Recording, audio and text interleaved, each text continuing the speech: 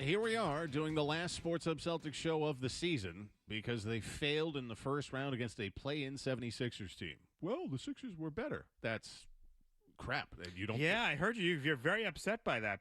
A lot of people feel that. I've heard a lot of people absolving Joe Mazzulla, and of course they never use it to absolve Jaylen Brown, but they do use it to absolve Joe Mazzulla by saying, "Hey, what did you want him to do? The other team had more talent." No, it's revisionist history is what it is, because you all, myself included, have looked at this Sixers team for the last 8 years as a bunch of losers and underachievers, and Joel Embiid is one of the great losers in the NBA and in all of sports, and Paul George is a habitual underachiever as well. And I do it for effect. He's basically 40 years old. He's 35. I round out for effect. And he, at times, is locking down Jaylen Brown. My number one takeaway from this, besides the fact that I'm legitimately mad, just selfishly, because not just as, I'm rooting for the Celtics, but because, I'm rooting for more games, because now it's just a vast wasteland here for the next, until June 1st, if the Patriots end up signing. It's like the Brown. All-Star break for a month and a half. Yeah. Right. And so, look, as this series went on, my feelings about the team changed in that where I felt like, they're definitely coming out of the East. They'll go to the finals, and they'll probably end up playing that insufferable bunch of dorks on that Oklahoma City Thunder team that just keeps flopping. God, I hate them so much. It's just terrible television, just bad for the league. And maybe we'll get to that later. Yeah, but Chet Holmgren's cool. Oh, just all of them. I hate them so much. They're so bad for sports. It's just flopping Come a-holes. on, man. What a pro wants, what a pro needs. And they think they're so tough, and they're just a bunch of geeks. God, I hate that Thunder team so much, Chris. But anyway, as that series against the Sixers went on, I thought, okay, now they're not going to get out of the East, but at least we're going to get this Knicks series, which will be wildly entertaining, which it was last year, because these Knicks fans are out of their minds, and they're taking over stadiums and all of that, and maybe the Celtics will find something to, kind of like how Detroit has, now that they ended up surviving that first-round series against Orlando. They found themselves, and they're already leading Cleveland. So maybe the Celtics would have a better series against the Knicks. So they want to right the wrong of last year. All that. I can't. I was so mad, and so much that I ended up rooting against my own interests as they're down a point at the end of that game, and it's 5 trips down or whatever it was, and they keep chucking up threes. I'm watching it with my wife, and then I ended up selfishly saying, you know what, good. Miss all these shots, you a-holes, because if this is how you're going to play, I hope you lose. So then I ended up rooting against my own interest that we're not going to get the Knicks series, an extra week or two of games to talk about, because if you're going to play like this, I hope you lose. And they did. My number one takeaway from the whole thing is that this is a team with a championship from 2 years ago.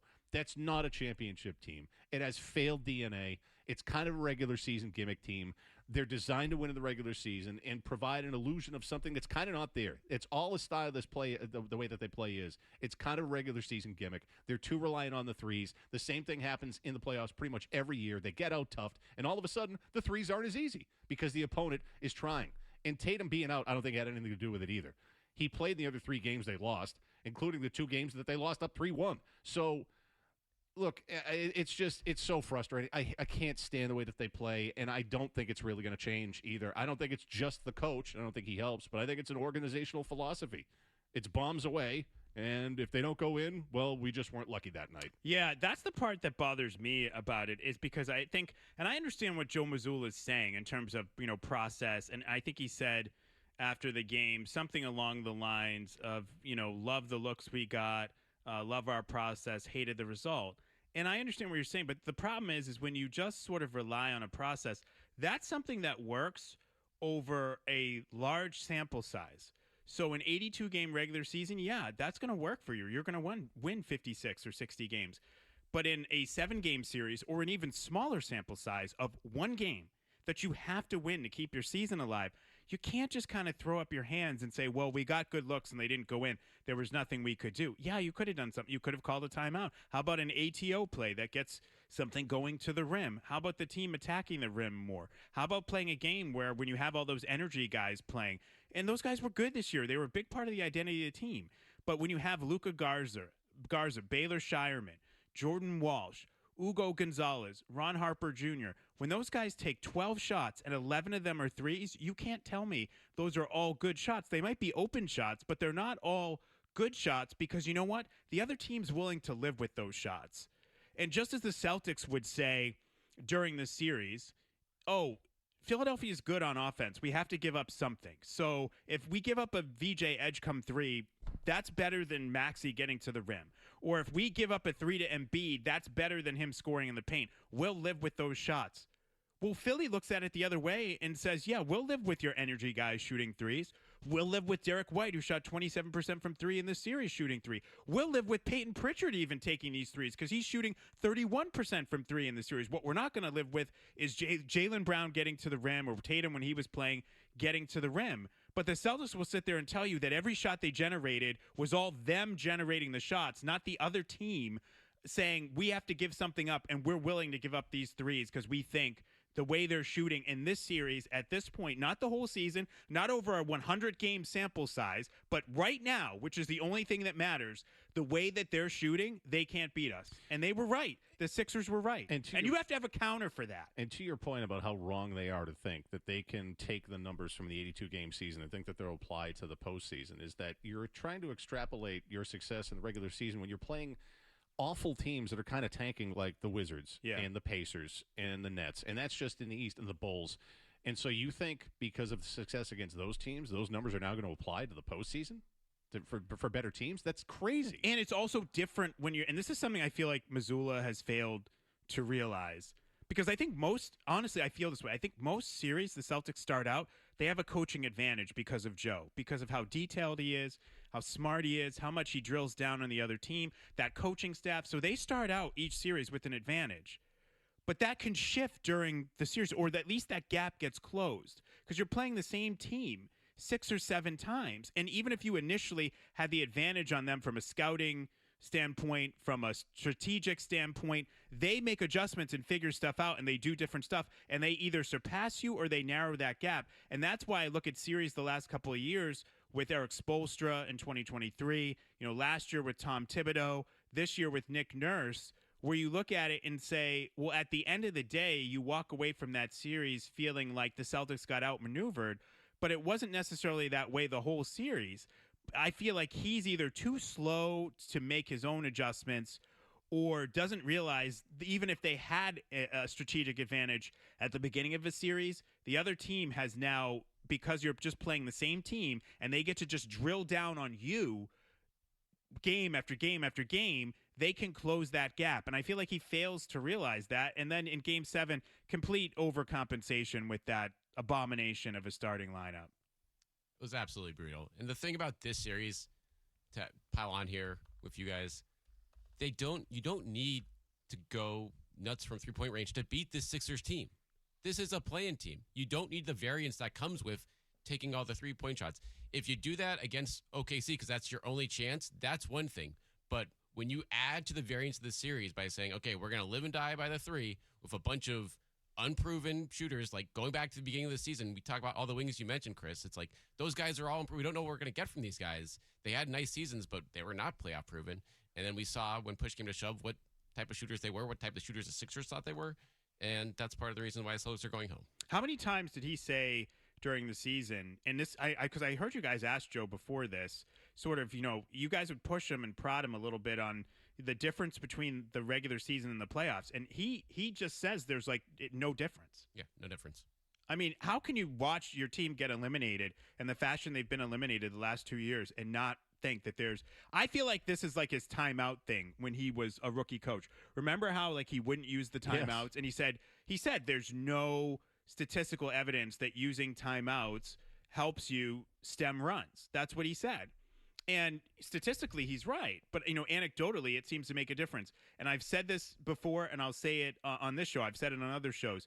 Go back and look at the game book. After they got down 18 in the third quarter, what was the first thing he did? Timeout. Yeah. He's learned. He's changed. And what happened? They got back in the game. Right. They went on a 14-4 run and got back in the game. So I feel like eventually he'll get there in terms of realizing, okay, the playoffs are different.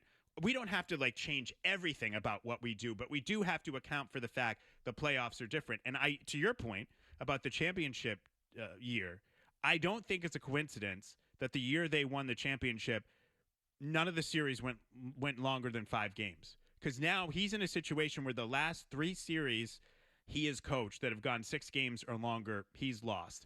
And the first series of his coaching career was against Atlanta. They won in 6. Then they won in 7 against Philadelphia, which was a series they could have lost if Tatum didn't go nuts in the fourth quarter in Game 6. And then Game 7 wasn't really close because Tatum was amazing in Game 7 of that series.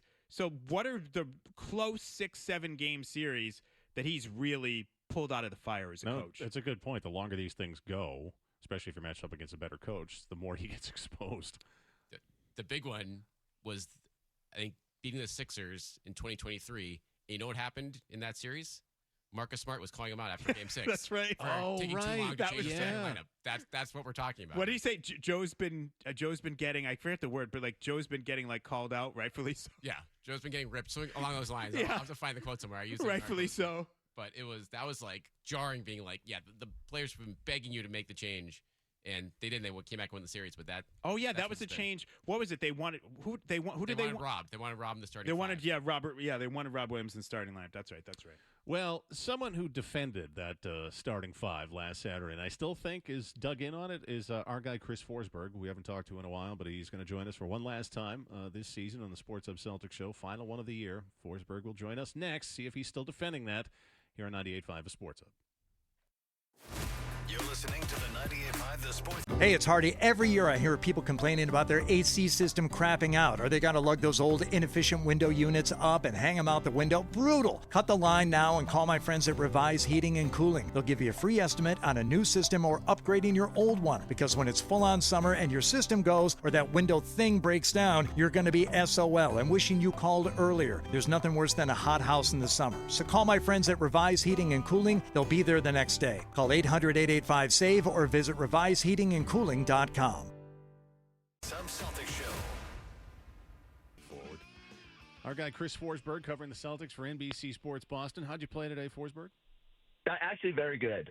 Went off the rails for a few holes, but found it a little bit. If I can't be watching basketball, the next best thing is to be on a golf course, and the rain held off, so that was the best part. Well, this also, you saying that you played well today, speaks to my belief in that, because I was arguing this week about sports karma not being real with Felger, because we were arguing about how the Bruins got boned by the ping pong balls. But I know it's not real, because if sports karma was real, Forsberg, you would have played like ass today for your horrendous take for saying that you liked the starting 5 last Saturday night. Have you come off that? Nope. Still love it. Look, I'd be a hypocrite, and I think a lot of people are when that got announced. Well, I'm sure the first reaction was surprise. I think we all knew the starters had not been good. Not having Tatum, you were going to have to make some sort of change. You could not, in good faith, trot out Nemish Queta, who lived with 3 fouls the entire series and was a shell of himself for that series. So I thought something had to change. I think you can sit there and say, like, obviously the chemistry wasn't great, and the ball that Jaylen threw away, that hurt. Guys didn't knock down shots. That's all true, but like, they had to do something. And I think more importantly, it was Joe trying to at least recognizing that he lost the sort of identity of this team for a portion of that series, and wanted to go back to leaning on everybody and empowering everybody. Should he have done it in Game 6? Should he have gone small earlier in the series? Probably. But I like that he finally got there. Wish it had a better result, but sometimes you can't just sit there and expect a different result. And I'm glad he at least tried something. I mean, I hear what you're saying, and I have other questions other than this. I'll just say, though, the irony of us talking about Joe and you saying you can't just sit there and expect a different result, because that's literally his strategy overall, when it comes to the threes and sort of the way they play, is like, well, this is what we do. This is our process. And so, that's, I would say, in my opinion, I hear what you're saying, and something did need to change in Game 7. I just think he kind of overcompensated. Yeah, the one thing I would have liked is I think they should have gone Jordan Walsh and started him on Maxey. He was very good throughout the series. If you want to say he overthought it, I'm certainly there with you. I like the notion that that you could have just run that group back out without Tatum, to me, was like crazy. You can't tell me it would have gone any better if it was the group that they had been trotting out there. So I don't hate it. Again, yeah. I think he should have got there for Game 6, all that. But yeah, I've never had a take that more people have hated, and it's been kind of an amazing week for me. No, it is interesting. And look, I don't want to get super bogged down in it, but I would just say, if you zoom out 30,000 foot view, and you're right, he had to do something different. I hear what you're saying, but what would you be saying about another coach in another market in a Game 7 who started a two-way player? Well, and that's fair. And what I would say is, like the one thing that it did throw me back to was, and this is different because it was earlier in the series, was the year of Brad Stevens. I think go down 0-2 against Chicago, threw Gerald Green in there, and there's a million other variables that went into that. But again, I think you have to make some bold decisions. And, it wasn't like Ron Harper Jr. was going to play 40 minutes that game. And what did he end up playing, like 4? So, I don't mind curveball. It did not go well. I'll relent that. I look like an idiot as I'm screaming to everybody about this. But you know what? I do think my general thing is I can't sit there and say before the game, like, hey, I really like this. Because it did. That's fair. You're being consistent. Okay. I do want to ask you about the big story of the week, which is all this Jaylen Brown stuff. What he said on Twitch in terms and the way that it was taken about this being his favorite season, and then he sort of goes back. Obviously, we had the Tracy McGrady comments, but then he sort of goes back and doubles down on this is still his favorite season, and he talks about the reasons why in terms of leadership and some other stuff. Where do you think the Celtics stand with Jaylen Brown, and do you think he's on this team in October when they start the season? I think so much of what they do this offseason will be predicated on what's available. Are there moves that you can make that don't involve the two J's? Like, I'm sure that's probably your first priority. But ultimately, if there is going to be bigger changes, and I think I did walk away from Brad's press conference sort of thinking, like, this isn't a guy who just kind of sits on his hands. Like, he just rolled it back to 23 and the decision to trade Robb and to trade Marcus. Like, I think it would be easy to delude yourself that you can make some changes on the fringes and a healthier Tatum and you're in it. But then you look at what's coming out of the West, and if winning a championship is your North Star, then it probably has to be some bolder swings here. And so we'll see if that comes down to whether it's Jaylen, whether it's Derek White, whether it's Sam Hauser certainly shouldn't feel comfortable at this point. And I just think all these guys are gonna be part of at least the consideration of what they do. As for Jaylen, I have no problem with what he said, and the only thing I have a problem with is the timing. Like, he was much like me with the lineup. He was consistent throughout the season saying how much he enjoyed this year. And I think if he had waited 2 weeks, a month, whatever it is, and said, because of all the factors, and if he had maybe laid it out like he did in the aftermath, where he was like, I got to watch Tatum come back. I got to watch all these young guys that I was a leader of develop. I think that would have been better received. But to come out, 48 hours after the season ends and in a horrific fashion and voice that certainly left him open to the criticism. And McGrady's whole, veiled rant didn't help either. So I just think in general, I don't think it changes. Brad obviously came out and gave him a little bit of a vote of confidence there that nothing had been expressed to him at the press conference. And look, you never know what's true and what's not, but I think they understand it. And Brad reiterated in that press conference, when they've been healthy and when they've had all their horses, the team has been pretty good. And it was clear that they didn't have enough this year. And I, among everybody, got a little deluded of how good this team was based on the regular season success and the players they leaned on. All right, but Forsberg, so you mentioned Tracy McGrady, who, I think is obviously Jaylen Brown's guy. Then you have Evan Turner on Sirius XM NBA radio saying yesterday, if it were the other way around, I think Jason Tatum would have been the first in the East, and I think they would have made it out of Game 7. I mean, Evan Turner's Jason Tatum's guy. You don't think that there's something brewing here? I don't know. I think we especially when it ends bad, we sit here and we overanalyze everything. Again, I'm not naive enough to think that you don't go into the offseason and look. Part of the difficulty with the way the Celtics have to construct their roster now with all these aprons and such is that it's hard to have two guys making as much money as Jason and Jaylen do. And we all knew, it might not be forever because of that. But I think it's more because of the financials than it is necessarily however you want to view the two of them and their relationship. Again, it's worked. They've won a title. It's just, can you have those two guys and build the right core around them in the modern NBA? And that might not be possible, at least while the Celtics get their finances back in order. Again, if they stay under the tax this year, it opens up some avenues to do a very Drew Kristaps-like offseason next year. And are you willing to wait that long? Because we know, everyone's impatient around here. It sucks when you're done in round one. It's it doesn't feel good. So, Yeah, I think again, I think it's going to be a fascinating offseason because it's not an easy puzzle to put together with what you have committed right now. Yeah, and that is it's not an easy puzzle to put together. And I guess part of the question is when they put that puzzle together, Forsby, are they doing it to try and duplicate what they had in 2024 in terms of all these guys that could shoot from the outside, or do you think there will be any sort of change? I thought it was really interesting listening to Brad say that, they needed to get to the rim more. And he also had one comment where he said, essentially, I'm paraphrasing, that in order to do that, he felt that had to come from off the roster, basically. Yeah, and I think we all agree, right? Like the way they're constructed, there's just not a lot of guys that can put the ball on the floor and get to the basket consistently outside of maybe Jason and Jaylen. Yeah. And, they have the luxury in that championship year of whether it is, the other thing that I thought was that beyond the rim stuff was the way they voiced like they need a little bit more leadership, like the prosperity thing, which Gary Washburn's question was great, where when things are going well, they sometimes lose their way, and I think the big reason that didn't happen in 24 is like Drew Holiday was there and having that sort of veteran guy. So as you start thinking about how to put this thing together, could you put it together where it's just that's it, another guy who fits the roster mold, but it's the veteran experience and knows how to get guys on track when things go awry.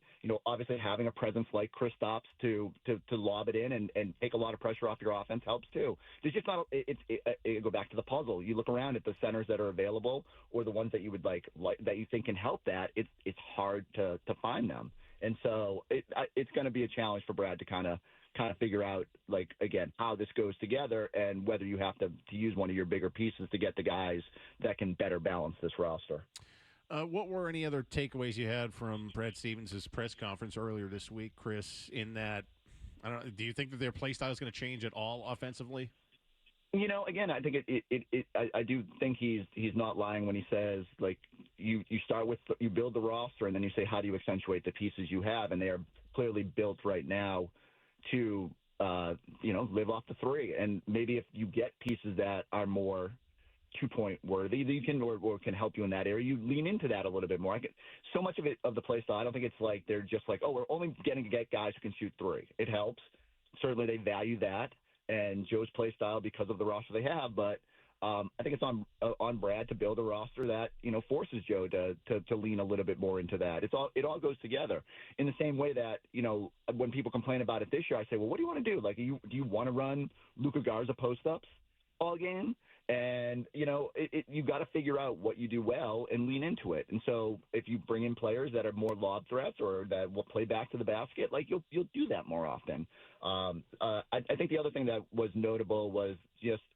There was a time when over the years, Brad had, I think Brad had trouble like distilling down the roster, wanted to play 10, 11 guys the way that, Joe had some trouble with that this year. Not even trouble with it, but like because you have guys that don't separate themselves, you have the ability to lean in. So because there's not much difference between, let's say, all your young wings, you can go with a Ron Harper Jr. in a game 7.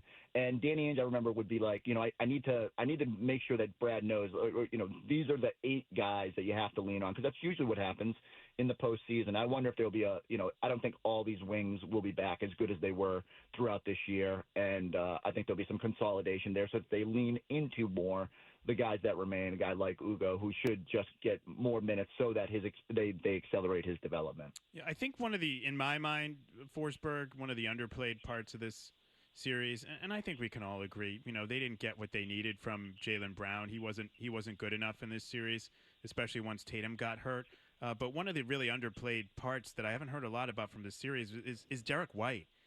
He totally disappeared. He gave you one half of good offensive basketball, which was in Game 7. He was a -12 in the fourth quarters, which was worse on the team. He shot 27.3% from 3 in the series, and also.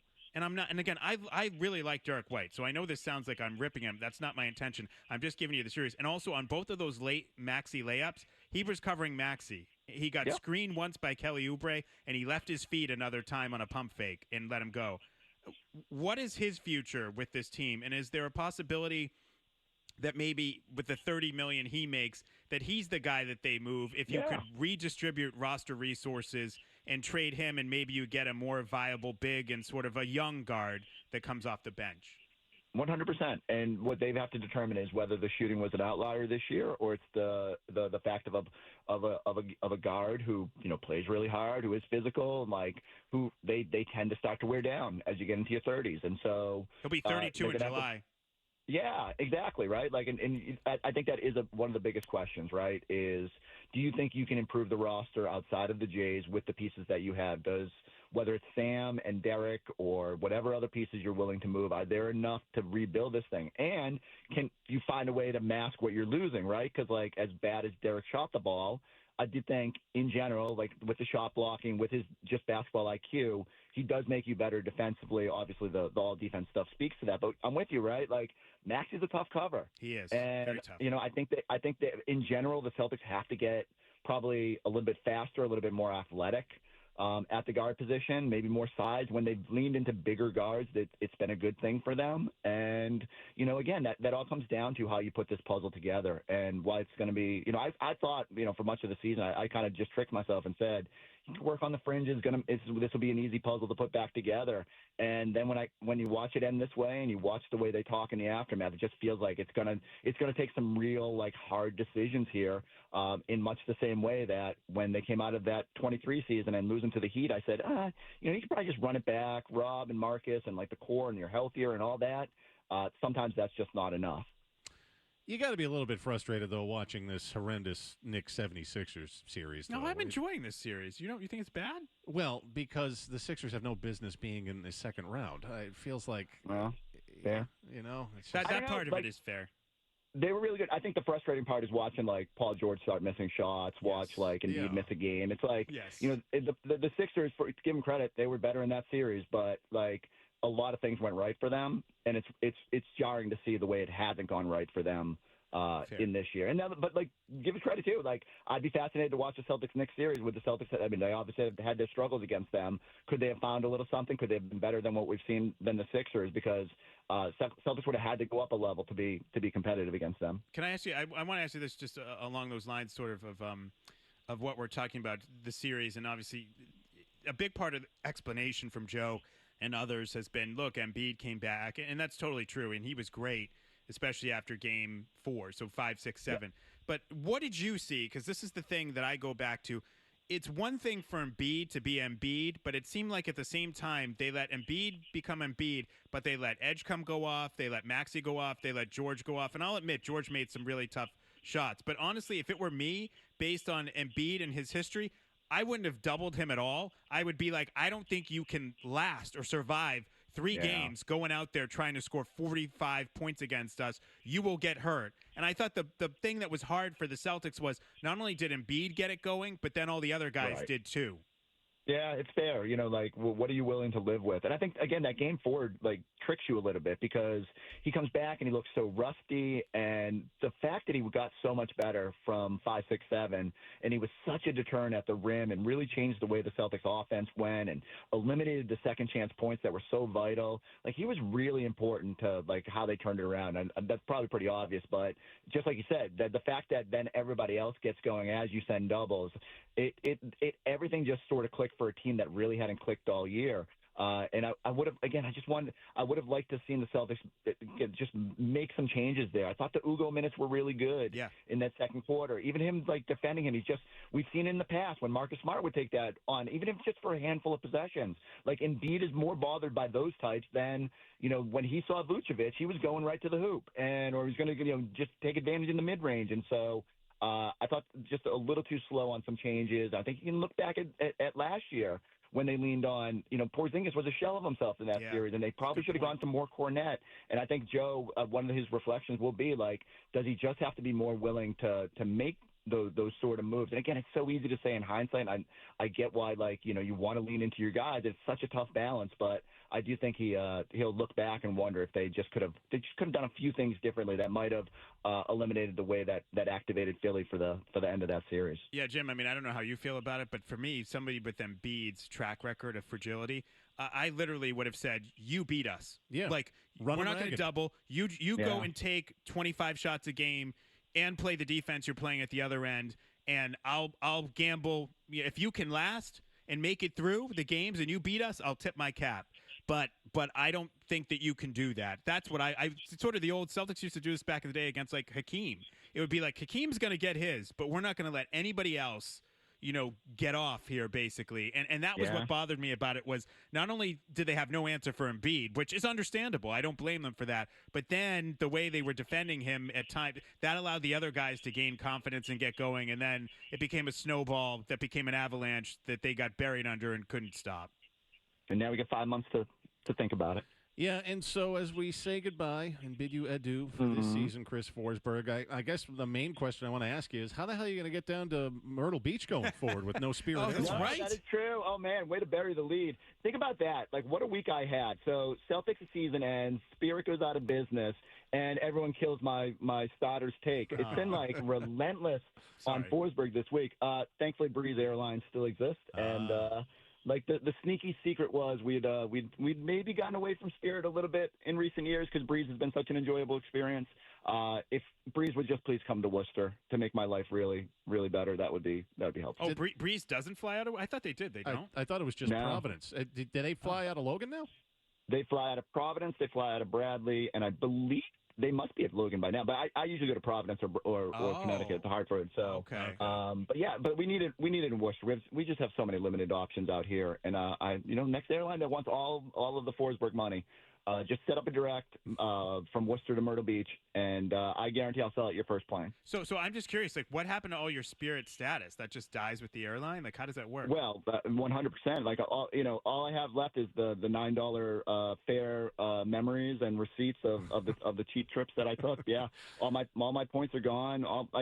I'm gonna see. Someone said that maybe I can find a big yellow plane on Facebook Marketplace. Oh man, the people that paid with points and that had status, they got completely screwed. Unless you know what, I never even thought about that. Because the one thing I'll say is you don't earn a lot of points through Spirit. You get some of the miles, but it's not like it took a lot of flying to get free flights. It was just the advantage was the fact that the flights were so cheap. Yeah. Okay.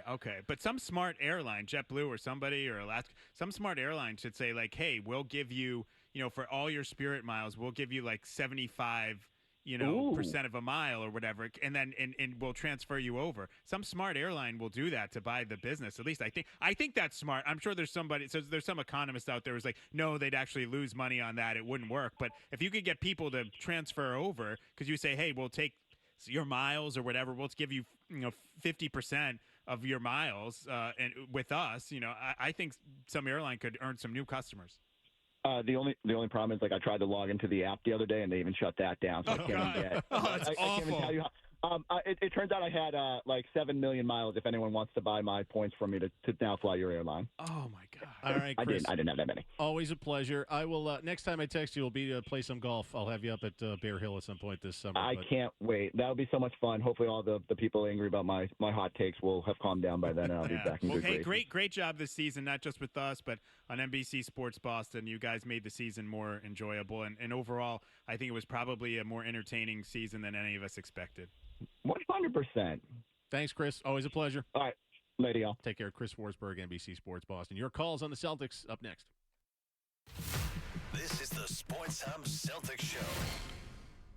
Hey, it's Hardy. Every year I hear people complaining about their AC system crapping out, or they got to lug those old inefficient window units up and hang them out the window. Brutal. Cut the line now and call my friends at Revise Heating and Cooling. They'll give you a free estimate on a new system or upgrading your old one, because when it's full-on summer and your system goes or that window thing breaks down, you're going to be SOL and wishing you called earlier. There's nothing worse than a hot house in the summer. So call my friends at Revise Heating and Cooling. They'll be there the next day. Call 800-885-SAVE or visit reviseheatingandcooling.com. Chris Gasper, Big Jim Murray, the Sports Hub Celtics Show. When we have to do a night and day comparison so I can give it to you so we can keep it real, I think what Jaylen did this year with that team, going second and doing all this and a third and killing it, I believe Jaylen, that speaks volumes. I think if it were the other way around, I think Jason would be first in the East, and I think they would have made it out that game 7. Feels like lines have been drawn. Again, you have Tracy McGrady kind of talking what feels like for Jaylen Brown, and then Evan Turner talking for Jason Tatum, and that's just a me thing. I can't unhear this because are you familiar with Aqua Teen Hunger Force? Do you remember Yes, a little bit. I mean, I know the characters. Evan Turner sounds just like Meatwad. He does, actually. I never put two and two together, but he does. We played that clip yesterday on Felger and Maz, and I was like, why don't – because I remember his voice being like, I can't do it, but I was like, who is this? Yeah. And it's been ages since I've seen Aqua Teen Hunger Force. That's amazing. What an amazing pull. And we played it, and then we went to the commercial break, and I popped in my headphones and my computer, and I pulled up a clip of Meatwad on YouTube, and I was like, son of a bitch, that's just who he sounds like. Well, I will say, it's like Mahomes sounds like Patrick Mahomes sounds like Kermit the Frog. Right. And as someone who has I myself have kind of a weird voice, it's like you can't really help it, but it is interesting when you have like a voice like that is so unique. I give Mahomes credit because he's leaned into the Kermit the Frog thing. Oh, definitely. And maybe you've opened something up here for Evan Turner post-playing career. Yeah, no, do some voiceover stuff. People have said that I've gotten emails, and people have said I sound like Brian the dog from Family Guy. I don't hear it. No, I don't hear that one either. But, I can't unhear the Meatwad thing. But I do find it fascinating. Like, so, Jaylen Brown is speaking out immediately of the timing of it. Like, even if he has good points, especially with the officiating stuff, like, I don't get on him for that much. But just a day after you lose for the first time in franchise history in, 80 years, basically, that they blow a 3-1 series lead, just is so bad.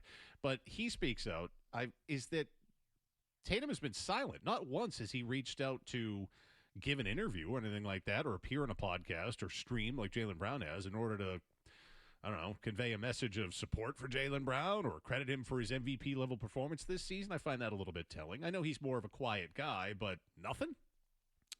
Yeah, it's a good point. That is a good point there. I think when you look at it sort of overall, and like I sort of you were talking about the officiating, so while you were talking very quickly, this is one of when the hosts aren't paying attention, I'll admit it, because I was trying to look at this Chris Finch, Tony Brothers thing that happened last night. I don't know if you saw that.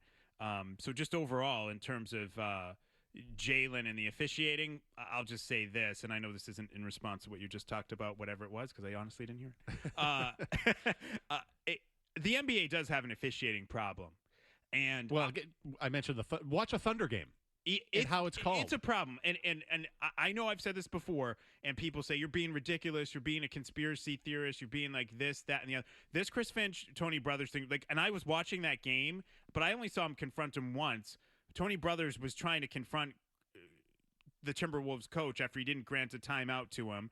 The stuff the other day with John Goebel and Austin Reeves, like, they have an issue. And so this is the conspiracy part. I'm telling you, they throw this red meat to people like Felger who are so willing to jump on the tanking thing. And tanking's an issue in the league, but what happened this year was more about how good this draft is. They just throw this tanking stuff, and the media just eats it up, when the real issues for the league are their issues with officiating and the fact that there's no way now moving forward that they could prevent they're no closer to preventing what Terry Rozier did now than they were when it happened with the prop bets. And so those are their real issues. But what ends up happening is you throw this red meat to people about tanking, and they just like eat it all up. And so to go back to Jaylen Brown and sort of what we were talking about, you're right. The timing of that was bad, and I've criticized him in terms of being critical of the officiating. But at least this time he showed his work with the Paul George thing and the push-off. And as he pointed out, they have the same trainer. And I think overall, is that why the Celtics lost the series? No. But it was 10 offensive fouls on Jaylen Brown in that series. Ridiculous? It was. And there was a lot of flopping going on by Kelly Oubre, just like there's a lot of flopping going on with the Thunder. The NBA has an officiating problem. On Kelly Oubre, I brought this up. I think it might have been when I was in with Cerrone one of those days a couple of weeks ago. Kelly Oubre, really good series for him. He is one of the great Boston killers, in that a guy you don't see typically, like, a guy that's just kind of a guy. But when they play a Boston team, is a Boston killer, like Jorge Posada used to be for the Yankees. Like, he wasn't one of the focal offensive pieces of those great Yankee teams of the late '90s, early aughts. But he played the Red Sox, and it was like, oh, this mother effer. Like, Kelly Oubre is one of those guys.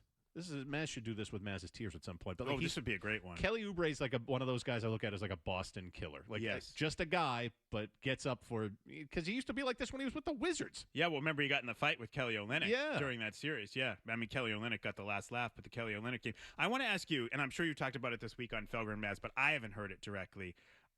Where do you stand on Jaylen Brown in terms of the team moving forward with him? Do you think he should be on the team? Do you think it can work with Tatum? Or do you think after this year and the comments that he had that this just is a ticking time bomb in terms of a breakup? Yeah, I think it's a ticking time bomb in terms of a breakup. Look, they've made it work, obviously, on the floor, and they have that championship. But I just think he has made his feelings clear, like he wants his own thing.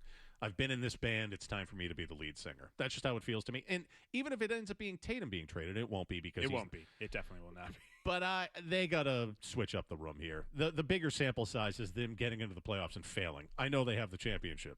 Easiest run ever.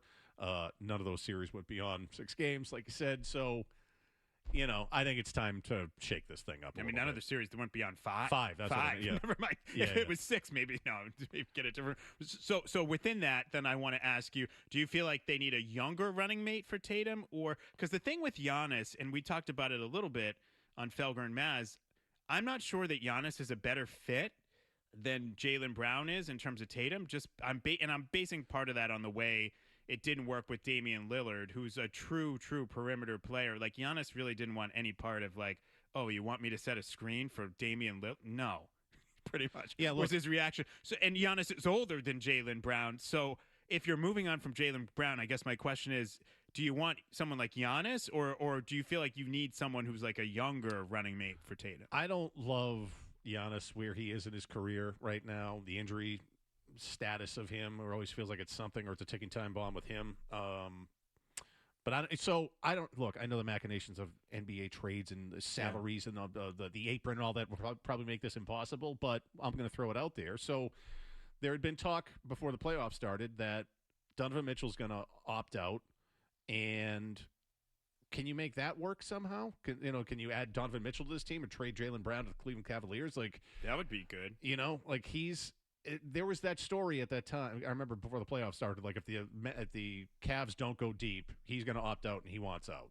And so that feels like that's going to be untenable. They're down 0-2 to this Detroit team that I don't really think is all that great. Of course, they might trade for Giannis. That's the rumor now, that they're going to move Evan Mobley and stuff for Giannis. Right. So, but I don't know. Is there a way to get Donovan Mitchell here? Something like that. Like, I could live with that.